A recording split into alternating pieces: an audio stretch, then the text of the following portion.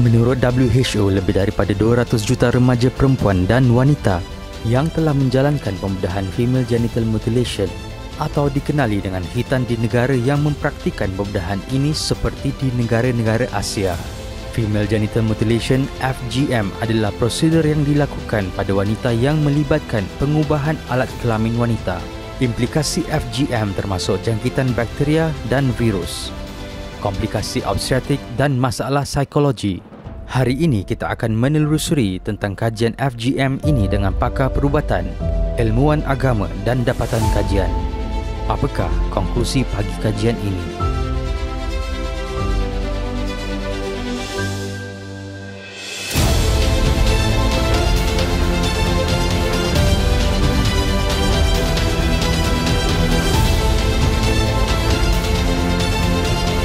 Penyelidikan kami bertujuan untuk mengkaji mengenai tahap pengetahuan, sikap amalan di kalangan ibu bapa, pengamal perubatan yang sah dan juga ilmuwan Islam terhadap impak kesihatan berkaitan khitan ke atas bayi perempuan. Antara ciri-ciri soal selidik ini ialah untuk mendidik di samping mengetahui mengenai komplikasi yang mungkin berlaku berkaitan amalan khitan ini. Berdasarkan kajian kami dapati bahawa amalan khitan ini dijalankan di atas umur bayi dalam lingkungan baru lahir hinggalah umurnya 1 tahun. Ya. Jadi antara komplikasi yang telah dimaklumkan adalah bayi-bayi ini sering menangis ya selepas menjalani proses ini, dan ini kemungkinan besarnya memanglah ya akibat daripada mengalami sakit. Kita mendapat idea ini daripada Kementerian Pembangunan Wanita, Keluarga dan Masyarakat. Mereka mahukan data-data saintifik berkaitan FGM atau female circumcision. Saya rasa amat penting semasa membuat kajian ini kita menimbulkan kesedaran kepada ibu bapa, kepada pengamal perubatan khasnya terdapatnya variasi anatomi clitoral hood atau pelitup klitoris dalam bayi-bayi yang normal. Clitoral hood ini atau pelitup klitoris ini bagi bayi perempuan ada 4 jenis. Dan ada lagi 3 jenis variasi apabila dia berjumpa dengan labia minora.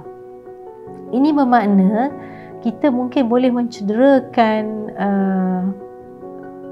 klitoris apabila kita melakukan prosedur ke atas pelitup klitoris. Ya. Di Malaysia kita amalkan type 1A atau jenis 1A di mana kita ada snip sikit. Ya. Yang ini berbahaya kerana variasi anatomi itu membolehkan kita terpotong pelitup dan mencederakan klitoris, malah boleh membuang klitoris, terpotong klitoris sepenuhnya. Dalam kajian kita memang 70% daripada pengamal perubatan yang sah yang mengamalkan khitan ini mengakui setelah mendapat tahu tentang variasi anatomi ini bahawa mereka sepatutnya perlu berjaga-jaga. Ya? Untuk melihat anatomi ini tidak mudah, dengan detail tidak mudah. Untuk saya pun saya perlukan lensa yang khas untuk membesarkan kawasan yang untuk kita lihat struktur genitalia tersebut. Ya? Reaksi anak ketika khitan dilakukan adalah menangis, meronta dan hanya berdiam diri. Amalan ini sebenarnya yang bermasalah adalah dalam konteks kenapa ianya dijalankan. Kebanyakan mengatakan ini adalah tuntutan agama, ya, wajib melakukannya, ataupun dalam konteks kebersihan, ya, dalam konteks kalaulah misalnya ianya baik untuk bayi lelaki, ya, tentu sekali kita juga bermanfaat untuk bayi perempuan. Dan yang paling membingungkan saya adalah ya, ada juga yang mengatakan ianya dibuat untuk memastikan anak-anak perempuan tidak buas ya dari sudut nafsu syahwatnya. Ya, daripada kajian itu menunjukkan ibu bapa masih sangat perlu ya untuk betul-betul memahami kenapa mereka melakukannya dan mempertimbangkan bahawa apa yang ya keputusan mereka mendedahkan anak mereka kepada komplikasi dan juga ya amalan yang sebenarnya membahayakan. Ya. Apabila proses khitan itu nak dibuat, doktor di Malaysia tidak ada satu latihan yang jelas bagaimana prosedur itu nak dilakukan. Yang kedua, tempat untuk melakukan khitan itu sangat kecil dan sulit. Untuk kajian ini, apa yang dilihat adalah emosi daripada ibu yang menghantar anak-anak untuk proses khitan ini. Kita perlu faham bahawa sekiranya kita berbicara tentang emosi, maka ia boleh melibatkan dua, emosi kepada ibu dan juga emosi kepada kanak-kanak yang menerima prosedur khitan tadi. Kalau daripada segi ibu, kita dapati peratusan yang tinggi, lebih daripada 60% sebenarnya daripada ibu-ibu itu tidak begitu gembira sebenarnya menghantar anak-anak mereka untuk prosedur khitan. Ada yang mengalami perasaan bimbang, ada yang takut, ada yang merasa gusar. Ya. Jadi kita rasa bahawa perasaan tersebut sebenarnya perlu kita fahami dan tidak hanya terhad kepada kanak-kanak yang menerima prosedur khitan tadi. Selalunya golongan yang terlibat atau menjadi subjek kepada FGM ini adalah kanak-kanak yang sangat kecil, yang tidak mampu untuk menyuarakan hasrat dan pandangan mereka, maka ibu bapa lah yang membuat keputusan bagi pihak mereka. Jadi ibu bapa wajar untuk meletakkan kebajikan kanak-kanak sebagai kepentingan paling utama dan mereka harus tidak membenarkan prosedur yang mungkin berpotensi untuk mendatangkan lebih kemudaratan dari kebaikan kepada kanak-kanak ini. Khitan ni terus dilakukan kerana permintaan daripada para ibu bapa dan juga dikatakan bahawa dituntut oleh agama. Ibu bapa merupakan salah satu tempat pendorong utama untuk anak perempuan dikhitankan. Namun, adakah ia mempunyai kebaikan dari sudut pandang agama? Dalam kajian kami, terdapat seramai 115 responden yang terdiri daripada lelaki dan perempuan berumur daripada seawal 20 tahun sehingga 69 tahun. Kelompok ini datang daripada pelbagai latar belakang, sekurang-kurangnya mempunyai diploma pengajian Islam sehinggalah ke tahap pengajian PhD di dalam pengajian Islam. Bila kita bertanyakan tentang kewajipan khitan, responden dalam kajian kami mempunyai jawapan yang pelbagai. Sebahagian mereka mengetahui bahawa khitan adalah tidak wajib dan sebahagian meyakini bahawa ia adalah satu kewajipan di dalam agama. Sebanyak 37% responden lelaki dan perempuan yang mempunyai sarjana atau PhD mengatakan bahawa khitan tidak wajib. Apabila kita melihat pandangan ataupun persepsi responden tentang kewajipan khitan dan juga sejauh mana mereka menyokong tindakan ibu bapa untuk mengkhitankan anak perempuan mereka, kita dapati bahawa 14% responden lelaki dan perempuan yang tidak menyokong ibu bapa untuk mengkhitankan anak perempuan mereka, dan dalam masa yang sama mereka berpandangan bahawa khitan adalah tidak wajib. Namun, uniknya, sebanyak 18% daripada responden kajian ini berpandangan bahawa tujuan khitan bukanlah untuk memenuhi tuntutan agama. Khitan kanak-kanak perempuan ini merupakan satu perkara yang khilaf, satu perkara yang ada perbezaan di kalangan ulama empat mazhab antara Syafi'i, Hanafi, Maliki dan Hanbali. Oleh demikian, melakukan khitan ke atas kanak-kanak perempuan ini bukanlah satu perkara yang disepakati ke antara empat-empat mazhab. Amalan ini tidak ada das atau dalil yang nas atau dalil yang kuat dari segi agama. Malah negeri-negeri seperti Perlis dah tak buat dah amalan khitan ini, dan juga mazhab-mazhab Islam yang lain dalam yang termasuk dalam Ahli Sunnah Jamaah juga tidak mengamalkan amalan khitan ini. Sebagaimana yang dimaklumi oleh ramai orang bahawa Muzakarah Kebangsaan telah membuat keputusan pada 2009 tentang hukum khitan bagi anak perempuan, dan perbahasan di situ menyentuh tentang kewajipan untuk berkhitan, dan dalam masa yang sama ditekankan juga aspek tentang sekiranya ada kemudaratan maka tidak perlu untuk dilakukan khitan tersebut. Pengamal perubatan merupakan salah satu tempat rujukan utama mengenai khitan dan tempat untuk melakukan khitan. Namun menurut pakar, kaedah khitan ini tidak dipelajari di mana-mana institusi perubatan.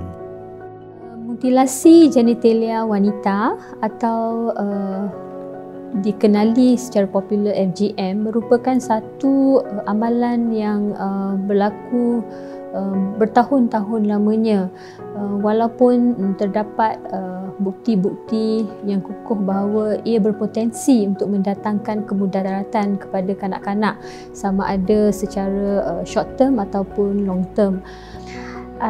Dan daripada keputusan kajian yang kita dapati, kebanyakan pengamal perubatan yang terlibat dalam kajian ini merupakan GP ataupun pegawai perubatan yang bertugas di klinik swasta, dan yang keduanya adalah pakar ONG dan juga pakar bedah. Okey, dan kebanyakan mereka belajar daripada rakan sendiri, bermakna mereka semua ini tidak dapat kursus ataupun tidak diajar cara yang secara formal bagaimana melakukan circumcision ataupun khitan kepada bayi perempuan dan juga kanak-kanak perempuan. Dan kebanyakan pengamal perubatan melakukan khitan kepada bayi perempuan atau kanak-kanak perempuan di klinik swasta, iaitu klinik mereka sendiri, di hospital swasta dan di hospital kerajaan, kerana kebanyakannya adalah diminta oleh ibu bapa kanak-kanak perempuan ataupun bayi perempuan tersebut. Kita harus ingat bahawa khitan kanak-kanak ni tidak diajar pun, khususnya kanak wanita, semasa kita di sekolah perubatannya. Dan itu kerana ianya memang tidak merupakan salah satu prosedur perubatan sebagaimana khitan lelaki. Saya adalah seorang pakar kanak-kanak, ya. Jadi kadang-kadang kita sering lupa, ya, atau kita memperlekehkan. Mungkin golongan yang sangat kecil ni takkan rasa sakit sebab mereka tak boleh meluahkan perasaan mereka lagi. Daripada hasil kajian yang kami dapati bahawa di kalangan kanak-kanak yang dikhitan, julat umur yang didapati adalah kurang 1 bulan sebanyak 15%, 36% adalah antara umur 1 hingga 3 bulan, sementara 23% adalah 3 hingga 6 bulan dan 6 bulan ke atas adalah 25.6%. Manakala kita lihat bayaran khitan adalah agak mahal juga. 43% menyatakan mereka membayar kurang daripada RM50, manakala 37% menyatakan mereka membayar antara RM50 hingga RM100. Manakala orang yang mendorong responden menyatakan mereka bersetuju dengan khitan di kalangan ibu bapa, kebanyakannya menyatakan ini adalah pasangan mereka sendiri, iaitu 59%. Sementara 60% menyatakan ibu bapa mereka sendiri dan 23% menyatakan mertua mereka sendiri. Apakah perasaan responden ketika khitan dilaksanakan? Kebanyakannya merasakan negatif, iaitu ibu bapa merasa risau, cemas, takut, khawatir dan juga berdebar-debar. Dan manakala mereka menyatakan mereka melihat komplikasi daripada perhatian mereka sendiri, menyatakan 56% menyatakan ada komplikasi. Kebanyakannya menyatakan ada kemerahan kepada kulit anak dan juga pendarahan.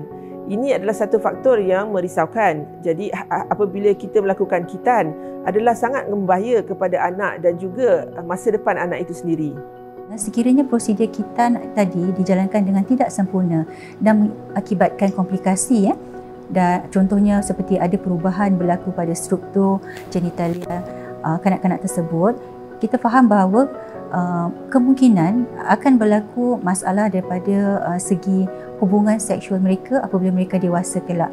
Jadi isu-isu sebegini sebenarnya sangat sukar untuk dibincangkan secara terbuka.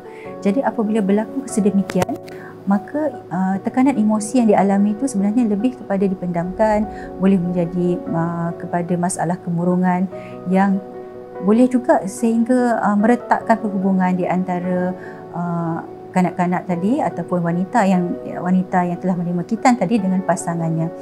Amalan khitan ini masih lagi diperbahaskan di peringkat negara dan dunia, namun amalan khitan ini patut dihentikan kerana ia tidak mempunyai kebaikan kepada anak perempuan dan malah boleh mendatangkan mudarat. Didapati daripada hasil kajian ini yang 90% daripada pengamal perubatan tidak tahu yang amalan khitan ini termasuk dalam type FGM, iaitu mutilasi genitalia wanita.